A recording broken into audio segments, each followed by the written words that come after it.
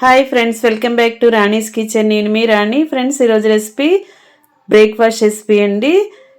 Night మనం భోజనం చేసిన తర్వాత మిగిలిన అన్నంతో మార్నింగ్ మనం అప్పటికప్పుడే ఈ బ్రేక్ఫాస్ట్ అనేది ప్రిపేర్ చేసుకోవచ్చండి. ఎలాంటి పప్పు బియ్యం నానబెట్టి రుబ్బాల్సిన పని లేకుండా మిగిలిన అన్నంతోనే మనం ఈ బోండా అనేది చేసుకోవచ్చు. చాలా చాలా టేస్టీగా ఉండటమే కాకుండా సింపుల్గా కూడా కంప్లీట్ అయిపోతుంది. ప్రాసెస్ అంతా చూద్దాం. ముందుగా మనం మిగిలిన అన్నాన్ని ఒక గిన్నెలోకి తీసుకోండి. ఇది ఒక కప్పు నిండా ఉంటుందండి. ఆ అన్నం తీసుకుని మిక్సీ జార్లో వేసుకోండి.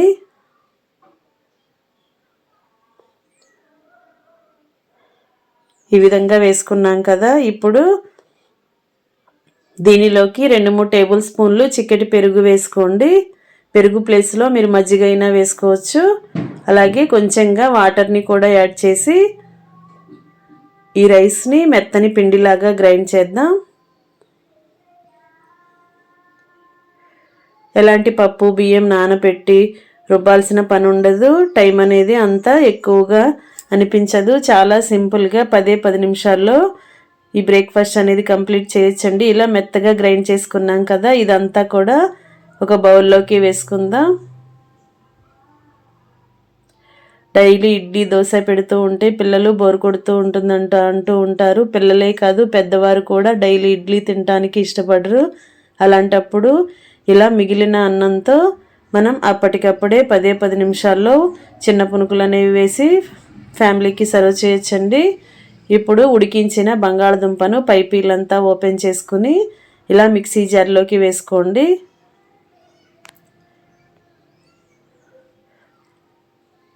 ఈ విధంగా వేసుకున్నాం కదా. దీనిని కూడా మెత్తని పేస్ట్ లాగా గ్రైండ్ చేద్దాం. అవసరానికి తగ్గట్టుగా మాత్రమే వాటర్ని యాడ్ చేయండి. మరీ ఎక్కువగా పోసామంటే పిండి అనేది జారుగా అయిపోతుంది. పునుకులు అనేవి ఆయిల్ ఎక్కువగా పీల్చేసుకుంటాయి. ఇలా ఈ విధంగా మెత్తని చిక్కటి పేస్ట్ లాగా గ్రైండ్ అయింది కదా. ఈ బంగాళదుంప పేస్ట్ అంతా కూడా గ్రైండ్ చేసుకున్న రైస్లోకి కలిపేసుకుందాం.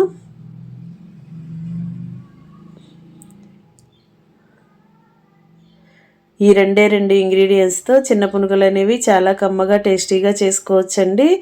మినపప్పు ఇడ్లీ రవ్వ నానబెట్టి గ్రైండ్ చేయక్కర్లేదు. అలాగే దోశల పిండి కూడా గ్రైండ్ చేసుకోవాల్సిన పని లేకుండా మిగిలిన అన్నంతో ఇలా మనం బ్రేక్ఫాస్ట్ కానీ చేసుకోవచ్చు. ఈవినింగ్ టీ టైంలో స్నాక్స్గా కూడా ప్రిపేర్ చేసుకోవచ్చు. ఈ గ్రైండ్ చేసుకున్న రైస్ని, గ్రైండ్ చేసుకున్న పొటాటో పేస్ట్ని మొత్తం అంతా బాగా కలుపుకున్నాం కదా. ఇప్పుడు సన్నగా కట్ చేసుకున్న అల్లం ముక్కలు, సన్నగా కట్ చేసుకున్న పచ్చిమిర్చి ముక్కలు, 1 టేబుల్ స్పూన్ జీలకర్ర వేసుకుని టేస్ట్కి సరిపడా సాల్ట్ కూడా వేసుకుని సన్నగా కట్ చేసుకున్న కరివేపాకుని, కొత్తిమీరని కూడా వేసుకుని చిటికెడు వంట సోడా వేసుకోండి. పిండి అనేది పలుచగా ఉన్నట్లయితే వంట సోడాతో పని లేదు. మనం అప్పటికప్పుడే వేసుకున్నా కూడా ఈ పునుగులు అనేవి చాలా గుల్లగా కమ్మగా వస్తాయి. మనం వేసిన ఇంగ్రీడియంట్స్ అన్నీ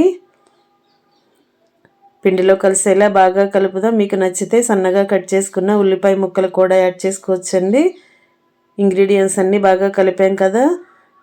ఆయిల్ అనేది ఎక్కువగా పీల్చకుండా ఉండటానికి 2 టేబుల్ స్పూన్లు పొడి బియ్యం పిండి కూడా వేసుకోవచ్చండి.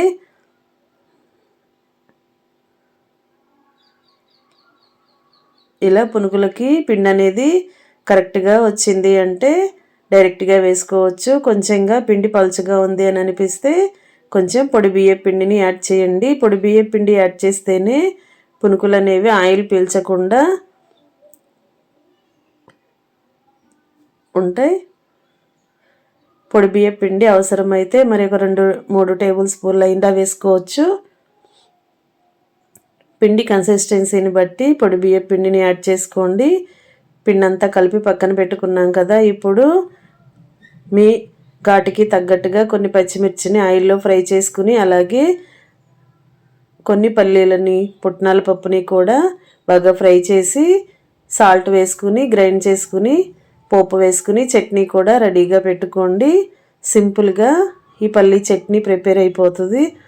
అలాగే కొబ్బరి చట్నీ కూడా, టొమాటో చట్నీ కానీ ఏదైనా కూడా సర్వ్ చేసుకోవచ్చండి. చట్నీ ప్రిపేర్ అయిన తర్వాత పిండిని కొంచెంగా తీసుకుంటూ ఆయిల్లో వేసుకుందాం. డీప్ ఫ్రై సరిపడా ఆయిల్ని కళాయిలో పోసుకుని స్టవ్ ఆన్ చేసి కళాయి స్టవ్ మీద పెట్టుకోండి. ఆయిల్ కాగిన తర్వాత గిన్నె నిండా వాటర్ని పక్కనే పెట్టుకుని చేతిని వాటర్తో తడుపుకుంటూ కొంచెం కొంచెంగా పిండిని తీసుకుని ఇలా ఆయిల్లో చిన్న చిన్న పునుగుల్లాగా వేసుకోండి. మీకు కావలసిన సైజులో వేసుకోండి. చిన్న పునుగులైనా వేసుకోవచ్చు, పెద్ద సైజులో హోటల్ స్టైల్ బోండాలాగా కూడా వేసుకోవచ్చండి. ఎలా చేసుకున్నా కూడా లోపల గుల్లగా పైకి క్రిస్పీగా చాలా టేస్టీగా అనిపిస్తాయి. ఈ విధంగా బాగా క్రిస్పీగా ఫ్రై అయిన తర్వాత ఆయిల్ నుండి తీసేయండి.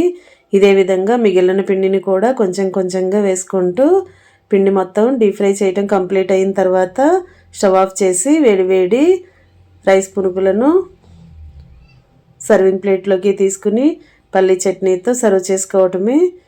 ఫ్రెండ్స్, వీడియో నచ్చినట్లయితే లైక్ చేయండి. మీరు కూడా కుక్ చేసి మీకు ఎలా వచ్చాయో నాతో కామెంట్ సెక్షన్లో షేర్ చేసుకోండి. మరొక రెసిపీతో మళ్ళీ కలుద్దాం. Thanks for watching. నేను మీ రాణి.